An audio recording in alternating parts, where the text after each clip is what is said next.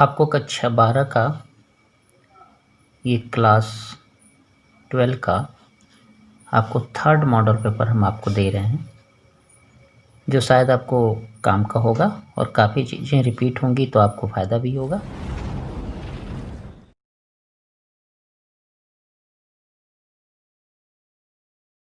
तो सबसे पहला क्वेश्चन हम लोग देखते हैं, विकल्प का है ये 5 क्वेश्चन आपका, ठीक है, 6 क्वेश्चन है। लिखा है 100 माइक्रोफैरेड संधारित्र, ठीक है, 100 माइक्रोफैरेड धारिता वाले संधारित्र को 10 वोल्ट तक आवेशित किया गया। कितने वोल्ट तक? 10 वोल्ट तक। यानी आप कह सकते हैं इस बात को कि आपको भी मिला है, भी मिल रहा है 10 वोल्ट, है ना। और कितने फैरेड का है? सी हो गया आपको 100 माइक्रोफैरेड का। आपको संचित ऊर्जा निकालना है और संधारित्र में संचित ऊर्जा होती है हाफ सी वी स्क्वायर। तो ये हो जाएगा हाफ सी का मान हो जाएगा 100 × 10⁻⁻6 और ये हो गया 10 वोल्ट आपका ऐसे, ठीक है। 2 बार हमने लिख दिया। अब देखिए, अब इसको हल करना है आपको, तो यहाँ हो जाएगा 0.5, ठीक है, और ये 1 2 3 4 यानी 10⁻⁴ और 10⁻⁻6 यानी u बराबर हो जाएगा 0.5 10⁻⁻2 और अच्छा करेंगे तो 5 × 10⁻⁻3। आप इसको क्या लिख सकते हैं? जूल। ये आपका आंसर होगा। यानी जो इसमें ऐसा आंसर दिख जाए तो आप उसको आंसर कहेंगे, जैसे आपका पहला आंसर, ठीक है। अगला क्वेश्चन है जो बार बार आ रहा है आजकल, 50 ओम का प्रतिरोध धात्विक तार को खींचकर उसकी लंबाई को दुगनी कर दें। पिछले वीडियो में भी हम आपको दिए थे कि अगर लंबाई को दुगनी कर रहे हैं आप, ठीक है, लंबाई दुगनी कर रहे हैं तो R2 बराबर होता है n² R1। पिछले वीडियो को आप देखेंगे तो और क्लियर होगा। दुगनी कर रहे हैं, आपका दुगनी का मतलब यहाँ 2 गुना रखेंगे, 2 लिखेंगे, स्क्वायर करेंगे, और यहाँ पे R1 का मान उसने पहले ही 50 दे के रखा है तो आप यहाँ 50 लिखेंगे। तो R2 बराबर हो जाएगा 4 × 50 यानी 200 ओम। ये आंसर होगा। तो ये 200 ओम आपका आंसर हो जाएगा। फिर एक और दिया सवाल कि कुंडली का स्वप्रेरकत्व 2 मिली हेनरी है। 2 मिली एल का मान हो गया 2 मिली हेनरी। मिली को चेंज कर लीजिए हेनरी में। इसमें विद्युत धारा की प्रवाह दर 10⁻3, देख लीजिए इसको ठीक से, 10⁻3 है, ठीक है, 10⁻³ आपका 3 है। तो 10⁻3 का मतलब हो गया ΔI/ΔT, ये है प्रवाह दर। इसी को क्या कहते हैं? देखिए लिखा है, मात्रक से भी पता चलता है, एम्पियर पर सेकेंड। तो ये 10⁻3। आपसे पूछा है विद्युत वाहक बल E का मान, तो E बराबर होता है L ΔI/ΔT। तो E बराबर हो जाएगा आपका, L का मान है 2 × 10⁻³ और ये पूरे का मान है 10⁻3। ये कैंसिल हो जाएगा, मतलब कि 0 हो जाएगा। E बराबर आएगा 2 वोल्ट। ये आंसर होगा। तो आपको इस विकल्प में आंसर ये वाला हो जाएगा। वह घटना जो प्रकाश के अनुप्रस्थ प्रकृति को दर्शाता है, व्यतिकरण, विवर्तन, अपवर्तन और ध्रुवण। यानी व्यतिकरण, इंटरफेरेंस, विवर्तन, रिफ्लेक्शन, अपवर्तन, तो ये है ध्रुवण, पोलराइजेशन। ये होता है जो अनुप्रस्थ तरंग प्रकृति को शो करता है। अगला क्वेश्चन है इसका, फोटान का गतिक द्रव्यमान होता है, ठीक है। गतिक द्रव्यमान में जो फोटान की ऊर्जा होगी, मान लीजिए फोटान का द्रव्यमान mc² ले रहे हैं और एक होती है फोटान की ऊर्जा hc/λ। ये समझ में आ रहा है? ये इसका गतिक द्रव्यमान है। तो यहाँ से c को कैंसिल कर देंगे तो m बराबर हमारा आएगा h/λc। ये होगा इसका गतिक द्रव्यमान। इसमें खोज लीजिए जो आएगा वह आंसर। तो ये वाला आपका आंसर सही हो जाएगा। कोटर अधिसंख्य आवेश वाहक होते हैं, यानी कोटर अधिक मात्रा में किस में होते हैं? तो अधिक मात्रा में कोटर पी टाइप में होते हैं। क्लियर हुआ?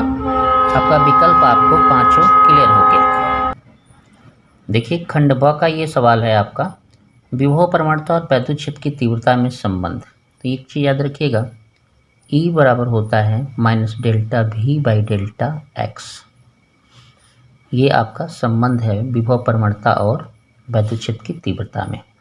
यहाँ delta V by delta x जो आपका है यही विभव प्रवणता है, इसी को कहते हैं, है ना, प्रवणता, और E है वैद्युत क्षेत्र की तीव्रता।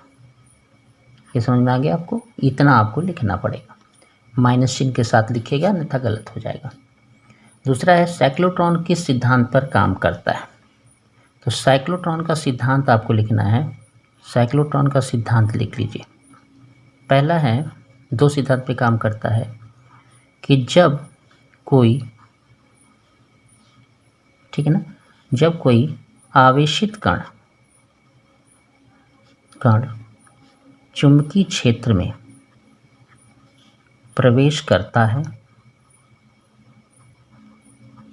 ना, तो कण त्वरित होता है। क्या होता है? त्वरित होता है।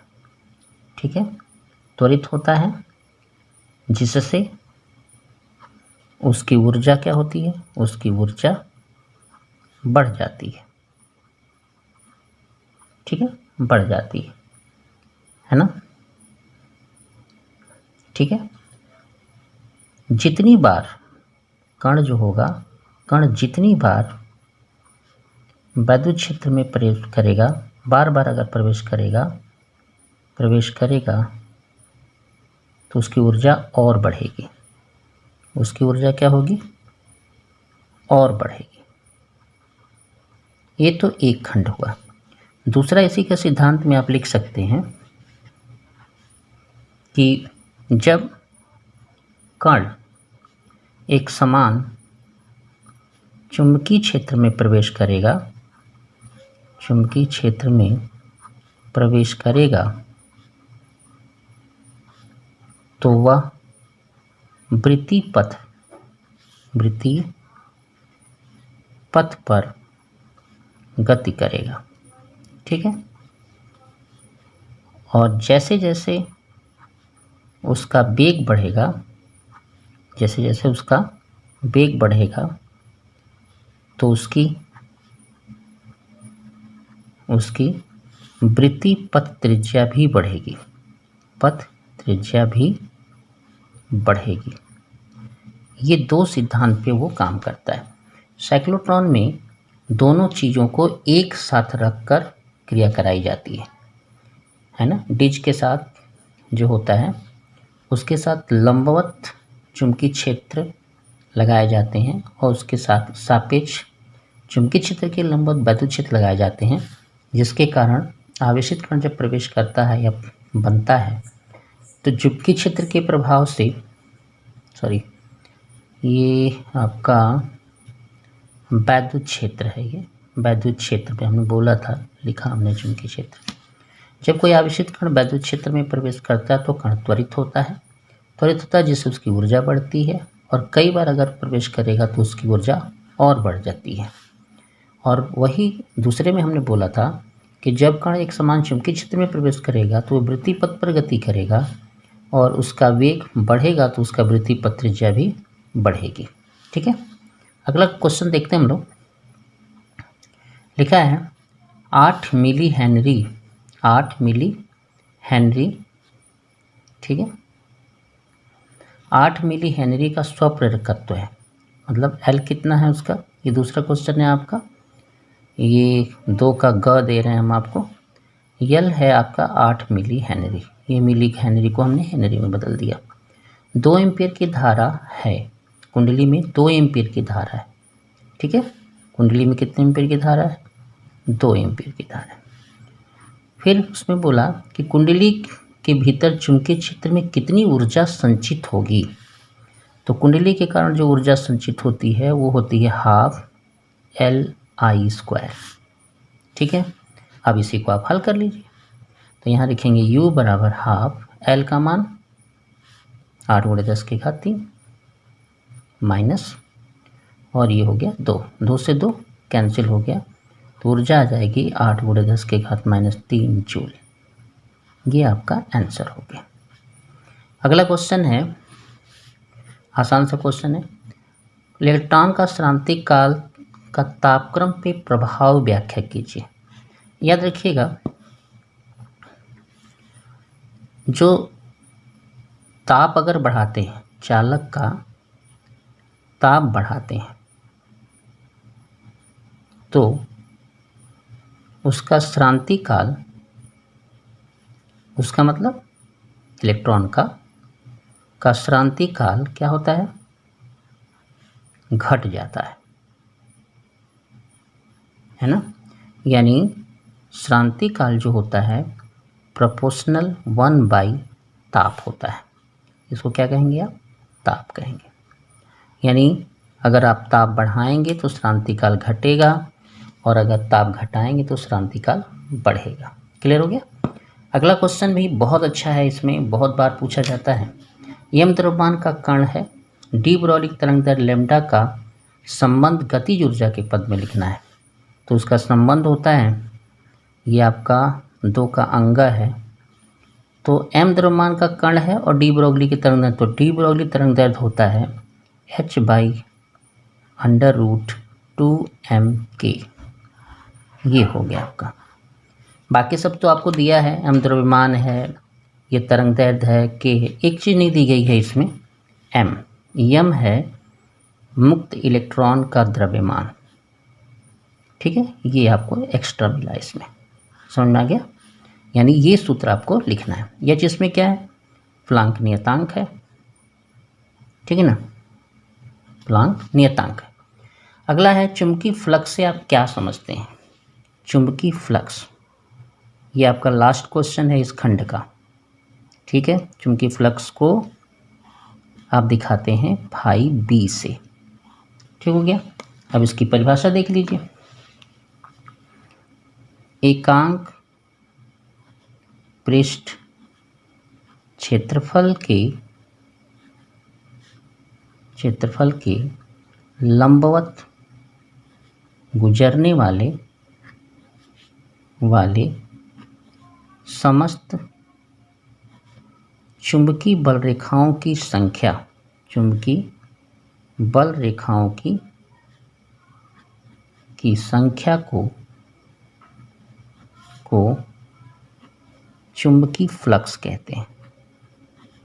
फ्लक्स फाई बी कहते हैं। सूत्र भी देना चाहिए, क्या समझते हैं बोला है, तो फाई बी बराबर होता है बी इंटू ए, ऐसे लिख सकते हैं। फाई बी बराबर आप ऐसे भी लिख सकते हैं, बी ए कॉस थीटा। ये 2 सूत्र हैं आपको, एक सदिश रूप में दिया है हमने, और एक आपको अदिश के यूनिट के रूप में दिया है। इसका मात्रक होता है वेबर, ठीक है, इसका भी मात्रक होता है वेबर। खुद में ये कैसी राशि होती है, अदिश राशि होती है। यानी चुंबकीय फ्लक्स खुद में अदिश राशि होती है। क्लियर। अगला क्वेश्चन हम खंड स का दे रहे हैं, ठीक है, खंड स का क्वेश्चन। इसमें पहला क्वेश्चन लिखा है कि 1.3 कूलाम आवेश, लिखा है ना, तो आप इधर ही लगा लीजिए सवाल को, यहीं पे। ये Q का मान दिया है 1.5 10⁻³ कूलाम, 2.25 न्यूटन बल कार्य करता है। यानी F हो गया तुम्हारा 2.25 न्यूटन, ठीक है। क्लियर हो गया। आपको बोलना है वैद्युत क्षेत्र की तीव्रता क्या होगी, मतलब कैपिटल E का मान बताना है। आप जानते हैं कि जो E होता है ना, वो F/Q होता है, F/Q होता है। तो F का मान कितना है आपका 2.25, और Q का मान कितना है 1.5 10⁻³ क्लियर। अब देखिए E बराबर, ये तो आपका क्या हो जाएगा, चलिए दशमलव हटा लेते हैं पहले, थोड़ा ये भी सीख लेना चाहिए। इतना लिखेंगे दशमलव, 2 अंक का ऊपर दशमलव है, 1 अंक पे नीचे है तो 1 जीरो और बढ़ा देंगे नीचे, तो दोनों दशमलव कट जाएंगे। 10 के घात 3 ऊपर कर लीजिए, ठीक हो गया। अब आइए करते हैं कुछ, तो एक तो ये कट जाएगा, तो 225/15 गुणे 10 के घात आप 2 लिख सकते हैं। 15 एकम 15 हो गया, 15 एकम 15 तो हो जाएगा 7, 15 बच्चे ऐसे, ठीक हो गया, गुणे 10 के घात 2, यानी आप इसको आंसर भी लिख सकते हैं। तो E बराबर हो जाएगा 1.5 10⁻³ न्यूटन प्रति कूलाम। ये आपका आंसर हो गया। 2 नंबर बहुत आसानी से मिला है आपको। अगला क्वेश्चन भी इसी तरह का है, अच्छा सा है। किसी समय t पर एक कुंडली के संबंध ताक्षणिक चुंबकीय फ्लक्स, ये देखिए आपने फ्लक्स फाई बराबर 4t³ - 5t² - 10t + 70 वेबर है। आपको बताना है t बराबर 2 सेकेंड में प्रेरित विद्युत वाहक बल क्या होगा, यानी E का मान। देखिए जो विद्युत वाहक बल होता है वो delta phi by delta t बराबर E होता है, यानी इस समीकरण का फाई का t के सापेक्ष हम क्या कर दें, अवकलन कर देते हैं।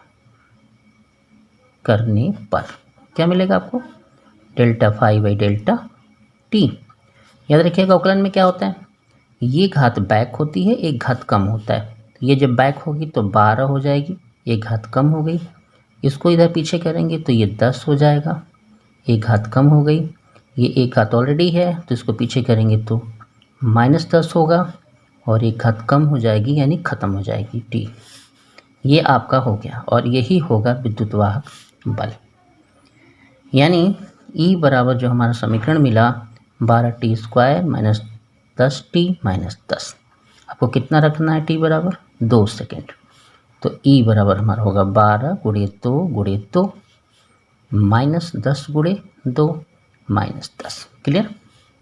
दूसरा 12 दूना 24 दूना 48, यहाँ पे हो जाएगा -20 - 10, तो E बराबर होगा 48 - 30। समझ में आ रहा होगा, इसका मतलब हो गया ये 18, यानी E बराबर आएगा 18 वोल्ट। क्लियर। ठीक से देख लीजिए, आपने ये जो समीकरण लिया है इसका आपने t के सापेक्ष अवकलन किया है। अवकलन करेंगे तो ये बैक होगा तो 4 × 12, एक घात कम होगी। ये भी बैक होगा, 5 दूना 10, एक घात कम हो गई। इसमें एक घात बैक करेंगे तो 10 कम 10 होगा, एक घात कम होगी तो t के पावर 0 आएगा, जिसका मान 1 होगा। ये समीकरण आ गया विद्युत वाहक बल का। अब उस पर आप t बराबर 2 सेकंड में चाहते हैं तो 2 सेकंड में आपका ये मान आएगा। अगला है क्यूरी ताप, जो आपके कोर्स में 2021 में ये आपका रेडियो एक्टिव तत्व का है, इसका आपको यूज नहीं करना, ये आपके कोर्स में नहीं है। तीसरा सवाल आपका है, देखिए शुद्ध, ठीक है ना, घ नंबर का सवाल तीसरा आप कर रहे हैं। ये कितने का था, 2 ख का था, ग आपका कोर्स में नहीं है। शुद्ध अर्धचालक में जब अपद्रव्य मिलाया जाता है तो क्या होता है। देखिए शुद्ध अर्धचालक में जब 3 संयोजी या 5 संयोजी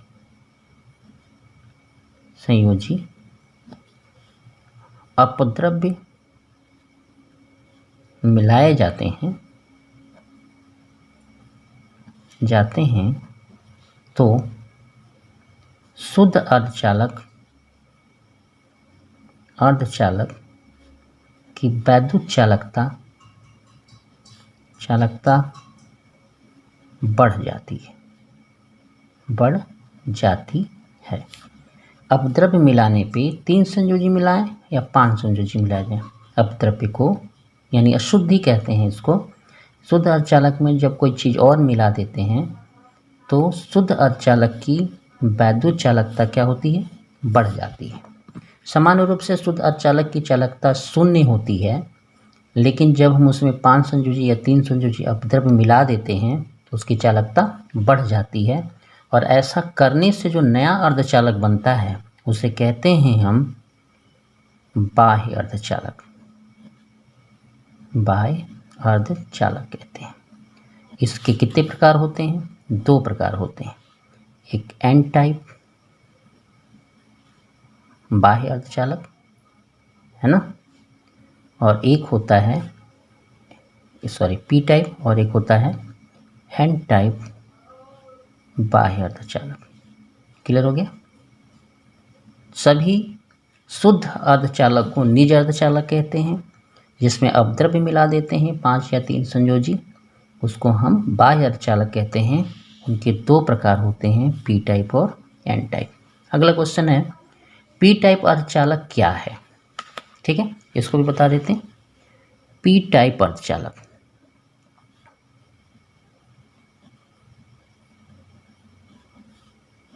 हो गया। इसको थोड़ा सा समझिएगा ठीक से। देखिए, जब शुद्ध अर्धचालक में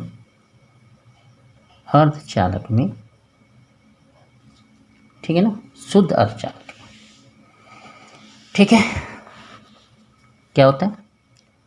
3 संयोजी जैसे एल्युमिनियम अपद्रव्य मिला दिया जाता है तो बना नया बाह्य अर्धचालक को पी टाइप अर्धचालक कहते हैं। क्लियर हुआ? चलिए, एक और अच्छी बात जान लीजिए। आप इसका स्ट्रक्चर समझना चाहें तो ऐसे समझ सकते हैं। 3 संयोजी आपका अपद्रव्य परमाणु हुआ, ठीक है, और 4 संयोजी आपका शुद्ध अर्धचालक का परमाणु होता है, ठीक है, ऐसे है ना। इसमें संयोजी बल ऐसे आपके संयोजी हो जाते हैं, लेकिन एक आपका खाली रह जाता है। ये धनावेशित कोटर कहा जाता है। धनावेशित होता है जिसे हम क्या कहते हैं? कोटर या होल बोलते हैं, है ना। यानी आप ये भी समझ लीजिए कि पी टाइप में आवेशवाहक कौन होता है? कोटर होते हैं, ठीक है। ये कोटर कैसे होते हैं? पॉजिटिव चार्जेबल होते हैं, ठीक है। अगला क्वेश्चन देखते हैं। देखिए, लिखा है, इम्पोर्टेंट भी है, कि एक चालक में इतने एम्पियर का वैद्युत धारा बह रही है। यदि चालक का मुक्त इलेक्ट्रॉन संख्या इतनी है प्रति मीटर तो अनुगमन वेग क्या होगा? जैसे हमने लिखा है कि आई ये रही धारा और मुक्त इलेक्ट्रॉन की संख्या ये लिखा है प्रति मीटर। तो देखिए, प्रति मीटर जो होता है तो कुल इलेक्ट्रॉन की संख्या जो होती है प्रति मीटर इलेक्ट्रॉन की संख्या और तार के आयतन का गुणनफल होती है। तो यहाँ क्षेत्रफल कितना हो जाएगा? 1 हो जाएगा, और ये हो जाएगा तो n/L NA, यानी टोटल n का जो मान आएगा, जो यहाँ n लिखे हैं हम, इसका जो मान आएगा वो 8 × 10⁻24 आएगा। हम इसी में इसको लगाते हैं। हमें अनुगमन वेग निकालना है इसमें, अनुगमन वेग। तो I बराबर होता है NEAVD। तो VD बराबर हम लिख सकते हैं I बराबर NEA। जो यहाँ पे N और A का मान है, N और A का मान, वो आपको ये वाला है। तो देखिए, हमने लिखा है I का मान 6.4, 8 × 10⁻24, NA का मान, E का मान हो गया 1.6 × 10⁻−19, ठीक है। 8 × 64 कट जाएगा, ये 16 चौके 64, 4 दूना 8, यानी ये आपका 1/2 10⁻5 हुआ। यहाँ पे एक 10 और डाल दिए तो यहाँ -6 हो गया, 2 हो गया, यानी ये अनुगमन वेग आपका होगा। अगला क्वेश्चन है, किसी सेल के विद्युत वाहक बल और उसके सिरों के बीच विभवांतर के बीच संबंध। देखिए, ये आपका सेल है, इसका विद्युत वाहक बल E है, इसका आंतरिक प्रतिरोध R है। ये आपका बाह्य प्रतिरोध, ये कुंजी लगी हुई है, ये वोल्टमीटर लगा हुआ है, ये धारा मापी लगा हुआ है। ठीक है, ये परिपथ है आपका। माना एक ई विद्युत वाहक बल तथा आर आंतरिक प्रतिरोध वाले सेल का एक परिपथ से जुड़ा है। सेल एक परिपथ से जुड़ा है जिसमें बाह्य प्रतिरोध आर है। इसमें धारा आई जब प्रवाहित होती है, सेल से ऐसे धारा प्रवाहित होगी तो इसके सिरों का विभवांतर जो होगा इसको हम कहेंगे बाह्य विभवांतर।